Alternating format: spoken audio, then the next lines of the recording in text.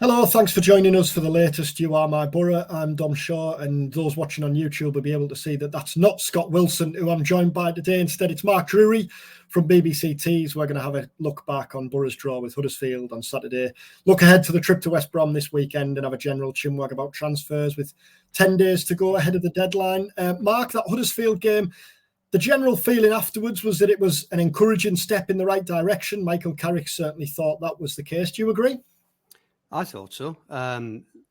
Particularly the first half, I thought they made a lot of chances, just couldn't finish them off. And then obviously, as these things go, they fell behind and managed to come back. But I think what also helped is Huddersfield came to make a game of it too, which not every team has done, certainly in the time Michael Carrick's been in charge. So, I thought it was a decent game of football. I enjoyed it. And in the new boys, in Engel at left back, you've got somebody who is very keen to get forward and join in, which is, I think, well, obviously it's what they wanted. It's, trying to replace what they had in Ryan Giles and Lath, who, I'll be honest, I've known very little about, other than he's not played a huge amount of football in his career to date, but he looked bright and he gave Boro a threat in behind the opposition defence that, was what Cameron Archer provided last season. So if you can be as prolific, then they're on to a winner, aren't they? We'll talk about the two new boys at length in a minute. Just touch on what you said there about Huddersfield coming to play. They did by Neil Warnock's Huddersfield standards, didn't they? Because the two games that Boro have played down there in the Cup earlier this season and in the league last year, it was anything but. And I absolutely expected Huddersfield to come and spoil. Now, obviously, they weren't gung-ho. You know what you're going to get from a Neil Warnock man-for-man organised team away at a team that probably not expected to win. But they certainly had a go as well, didn't they? They had the chances. They hit the post in the first half. They had a good spell after the opening goal. And I thought it was credit to Boro, really, after two defeats to start the season, to go 1-0 down at home, a bit of understandable anxiety in the crowd. I thought it was credit to Boro, really, a young Boro team, that they were able to come back and get something from the game in those circumstances. I tend to agree. I think some of the reaction we got afterwards on the radio was mind-blowing to me. People, honestly, it was. I think there was just this perception that Huddersfield are rubbish. Boro should have battered them. If you can't beat them, what's the point? Let's all pack in. That's how it felt from some people. I don't understand that, because if you look at that Huddersfield team that took the pitch on Saturday, the wide men, Sorba Thomas and Josh Karoma, well, they'd get into an awful lot of championship teams, and they are good wide players, good creative players. Sorba Thomas's delivery is tremendous, isn't it? So, with Danny Ward up front, they're no mugs. They really aren't. And they mixed it up as well, didn't they? Early on, when Boro had the ball, they were pressing high up the pitch. And after 10 or 15 minutes, they went, right, well, we'll just sit in now, and started similarly in the second half. So there were no walkovers. Now, I'm not suggesting I think they'll be playoff contenders or anything like that, but they were a good championship test. And this is still a Boro team who are clearly in transition from what we saw at the end of last season to what we are going to see come September. They have a very good goalkeeper in Lee Nichols as well. And he made some good saves, didn't he? In classic Warnock fashion afterwards, Ian Murter, one of the national reporters who was there, had said to Neil, had said to Warnock, do you think there's a better goalkeeper in the league? And Warnock had said, well, you haven't seen him in the first two games of the season. Apparently he made an error the week before. And then when Ian kind of, said, well, he was very good today, Warnock then said, no, we appreciate him. He's really good. He's very good. And Warnock was in classic Warnock fashion afterwards. I don't know whether you had seen the Akpom. Yes. Claiming it was in his words, a bloody miracle that Boro got £12 million for him, and saying that he hopes Ajax play him as a number 10 rather than striker. I mean, you would think that would be the case if Ajax have done the research and watched Akpom play last season. Well, I mean, that's Ajax's decision, isn't it? And their problem if they don't. But there was never much love lost, I don't think, was there, between Neil Warnock and Tuber Akpom. So he's not one for keeping his counsel, Neil, is he? No. obviously Akpom went last week. The two players who came in, you touched on there, Emmanuel, Latte, Lath, and Lukas, Engel. On Engel first, he didn't get forward much. And Carrick said afterwards, I don't know whether he said the same in his interview with yourselves, that was by design. They knew that because of the wide threat that you've talked about there, that it wasn't going to be a game for Engel getting forward. He had to be wary of what was coming this way, and B, they didn't want to kind of overcommit really and double up with Sammy Silvera in front of him. He was solid, wasn't he? Given that he had to, his primary focus was to defend, it was a solid debut. It was. I can still remember a fair few occasions though when he went barreling forward. So it wasn't as if he just, he didn't sit there like a Tony Pulis left back, did he? For the full, do you know what I mean? For the full 90 minutes. Half can throw the ball an awful long way. Yeah, exactly. No, I think you can see his natural inclination is to want to go forward and to join in. And I saw enough of that in those 90 minutes or 90 odd minutes to make me think we're going to see a lot more of it. Yeah, well, like you said, Michael Carrick could recognise the threat that Huddersfield posed, where they were going to try and hurt Boro. And he stood up to what came his way pretty well, I thought, Lukas Engel. I thought he defended pretty solidly. And Latte, Lath, you touched on it there. I just thought, no disrespect to Morgan Rogers. We know that he's not an out-and-out striker. He's done a sound job in the circumstances, really, given that he's been trying to adapt to a new team in a position he hasn't played an awful lot of. But I just thought it made such a difference in Latte, Lath to have a natural out-and-out striker to build the rest of the attack around. And for Morgan Rogers, I described him as a fish in water now, rather than a fish out of water, because by his own admission, he's not a centre forward, is he? And you could see that his natural inclination is to join in, is to drop deep, is to move around midfield. It isn't to be on the shoulder of the last defender. Latte, Lath only joined in a bit, didn't he? On occasions, he would drop in, but his first thought, it appears, is to turn and run in behind, and that's what Boro needs. That's what every team needs. You need a bit of both. But yeah, it worked. It looked really promising. The pair of them linked up well. Rogers looked an awful lot more like what you would want to see from somebody you've brought in to be an attacking presence. So yeah, I thought, again, encouraging signs. It would have been great if he could have scored, obviously, and got off the mark in his first game. But no, it was encouraging. The chance that comes to mind is the one he had just after the equaliser when Hackney played him in with a brilliant pass. Yeah, you'd like to think with a couple more weeks of games under his belt, he'd have buried that. That'd be the hope. He looked like he couldn't quite decide what to do. Yeah. There was a moment's hesitation, indecision, and in that moment it was lost, wasn't it? Lee Nichols was out, and the defender was on him, and that was that. But yeah, more time with his teammates, more time playing in the Championship, and hopefully that sharpness will come.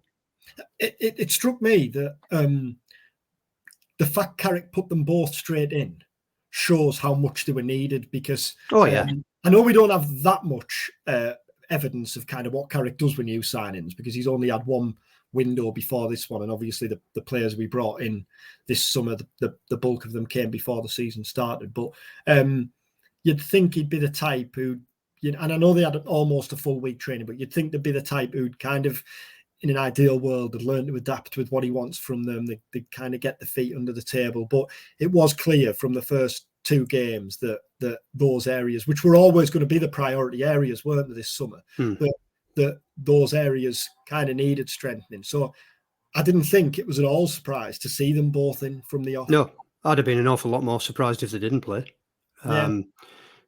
You look at that team from last season that finished the season, and the best players from it in terms of goal scoring and creativity are gone.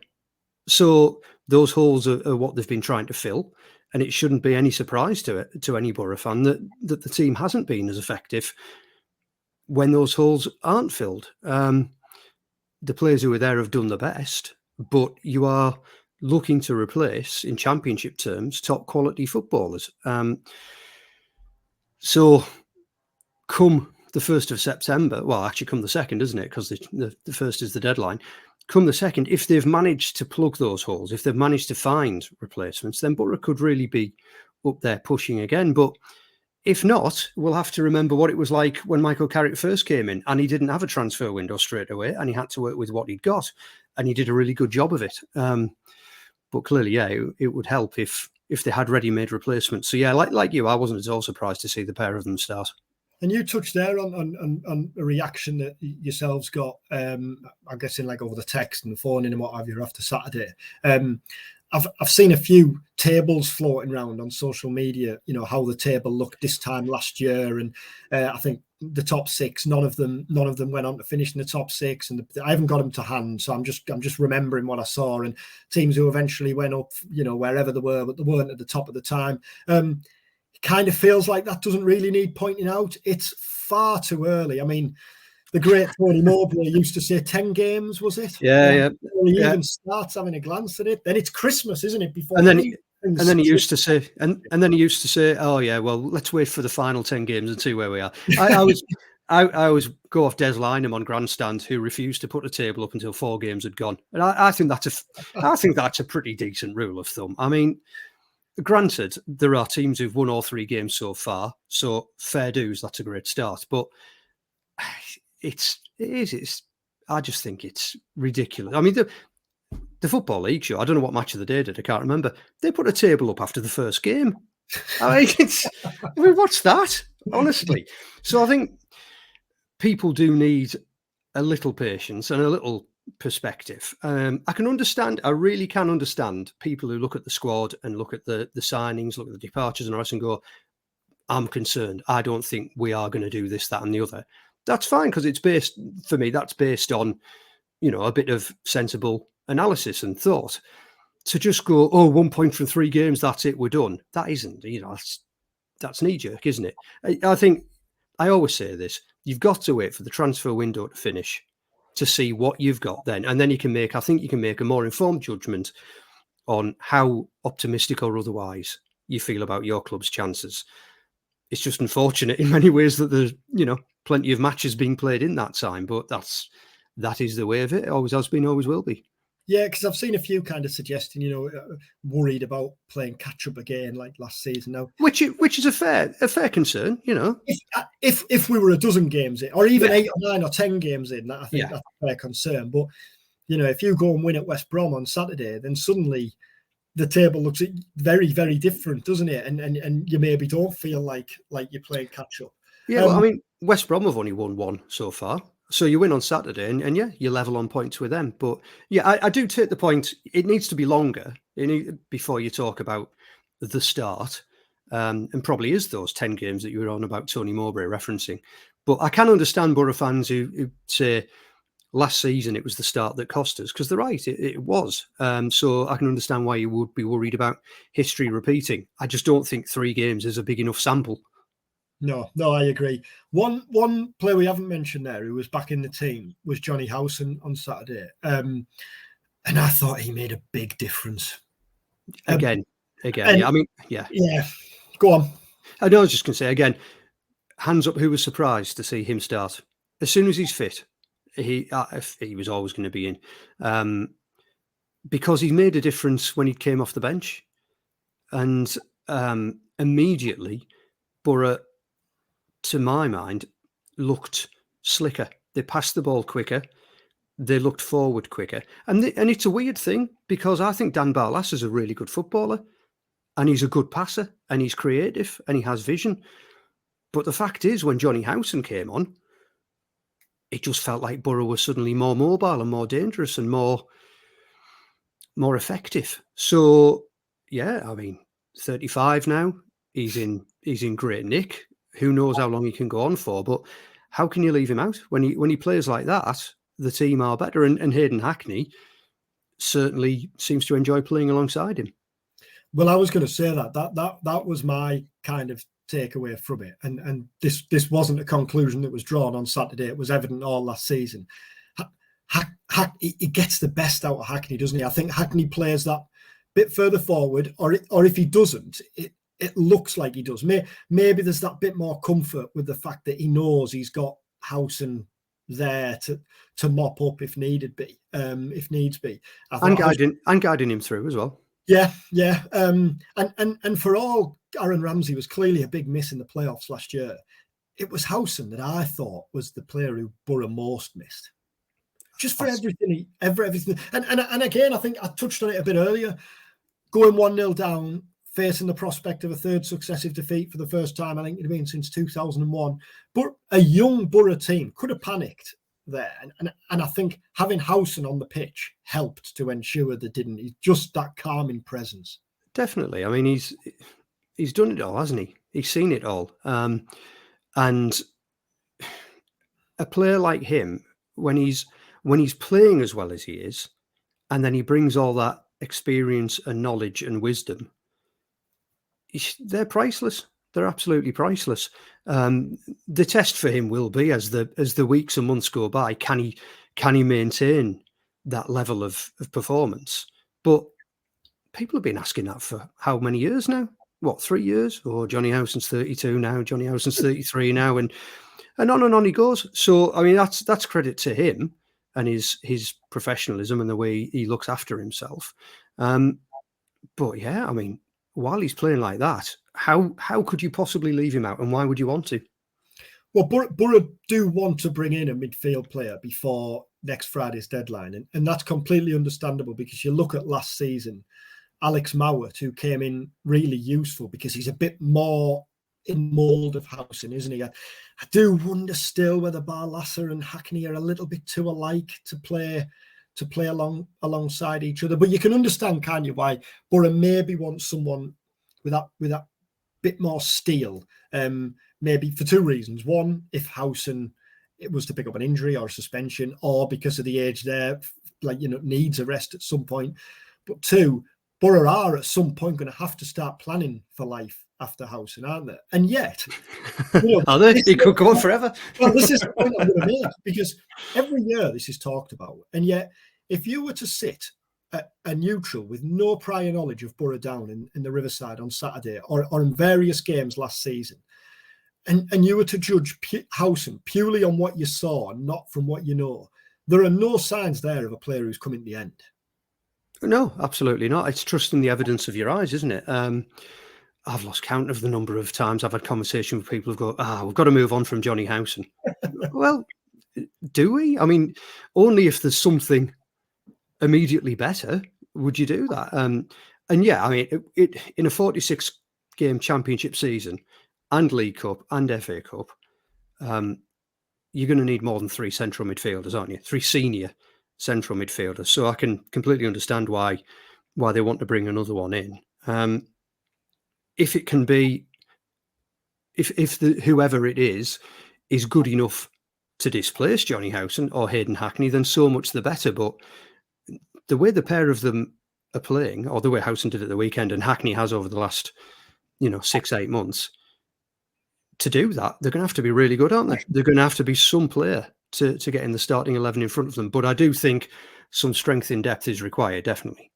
Do you think it's over-egging it to describe Howson as one of the best signings of the Riverside era? And if that is far too much, then he's undoubtedly one of the best of the era since, say, Boro were relegated in 2009, isn't he? That's absolutely the question. Yeah, I mean, when you're talking about the Riverside, you're talking about Ravanelli and Janino and Emerson, aren't you? So what he's giving you, you could easily make a case that Howson was a better signing than Emerson, for example, because of what he's given you.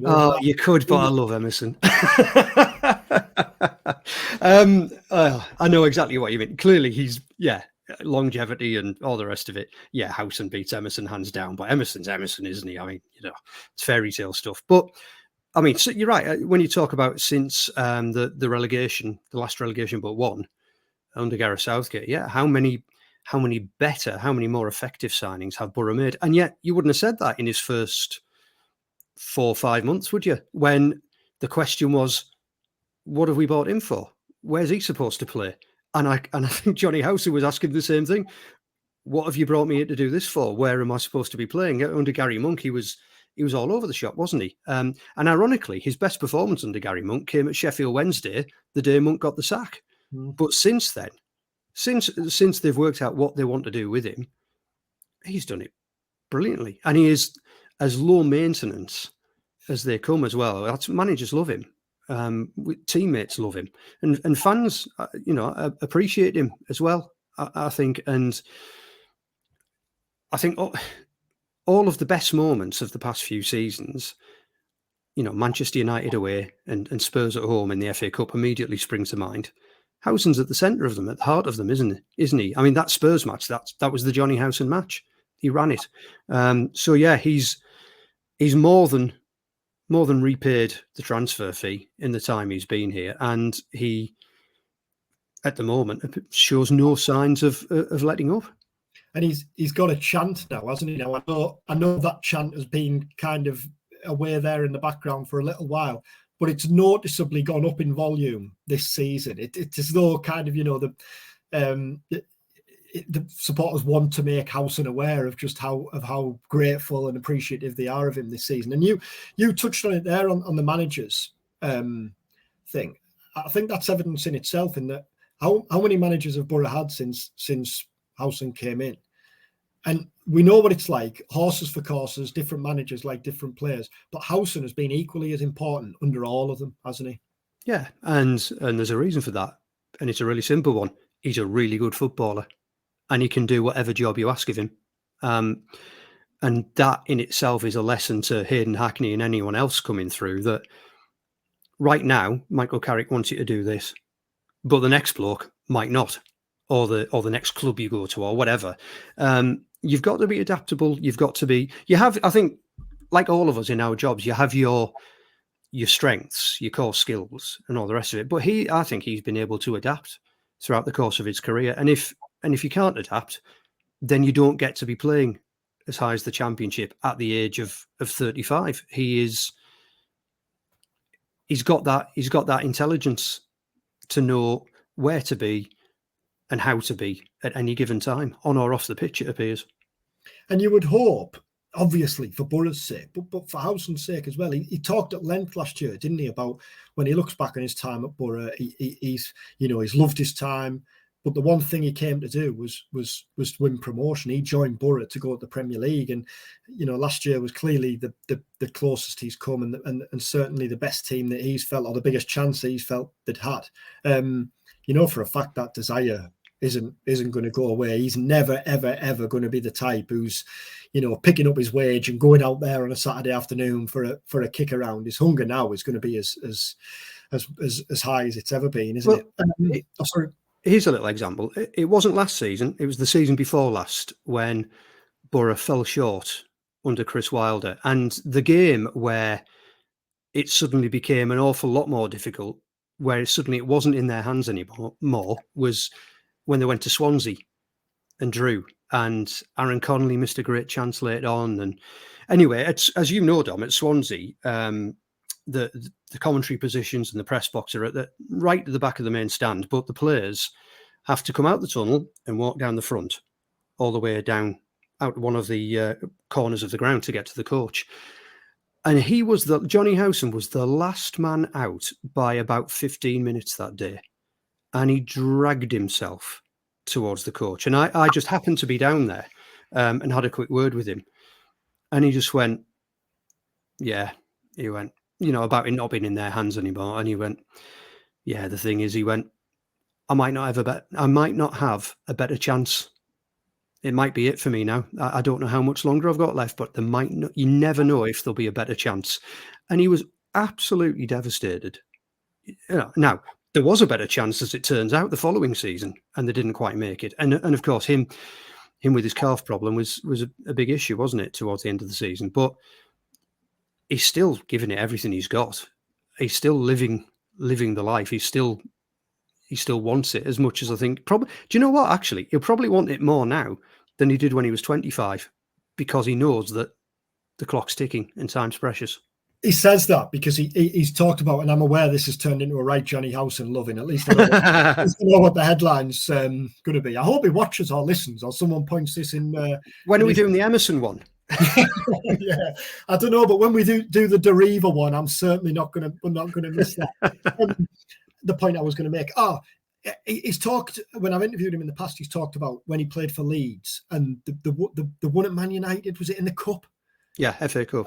Yeah, FA Cup. And he talked then about how he remembers the kind of elder statesman. It might have been Richard Naylor, who was the captain at the time, but I might be way off the mark with that. But anyway, he talks about how he remembers someone pulling him to one side after that and saying, kind of cherish this moment. Don't think this is the norm, really, because these moments don't come around that often and these moments don't last forever. And like you said there, Howson has said that he has become increasingly aware of that as his career has gone on, which made, I think, last year all the more painful, because given what you've said there, and I remember how heartbroken he was after the Preston game when Boro had missed out on the final day of the season before last. It must have been awful for him last year, to that helpless feeling, when Boro came up short and there was nothing he could have done about it, because the evidence was there for us all to see. Boro would have stood a much better chance if he was able to play. Yeah, I mean, there's no worse feeling in sport, is there, for any sportsman or woman to be sat watching for whatever reason and not be able to do anything about it. Yeah, and that will have hurt him enormously. So I was going to say perhaps that's why he's come roaring back into the team the way he has, but to be quite honest, it probably isn't. It's just what he does. He would have done anyway, exactly. And that's why he is who he is, and that's why he's still playing the way he's playing. We could talk about Jonny Howson all day and all night, I'm sure, but let's move on. West Brom on Saturday. I know this flies in the face of everything we were saying earlier about not getting too carried away too early and all that, but it feels like quite a big game for both teams, really, given that both of them would have liked to have started better. Yes, I would agree with that. That said, West Brom have taken their 4 points from the last two games, beating Swansea and then drawing at Leeds, which this season will generally, for most teams, be a good result, won't it? Drawing at Elland Road.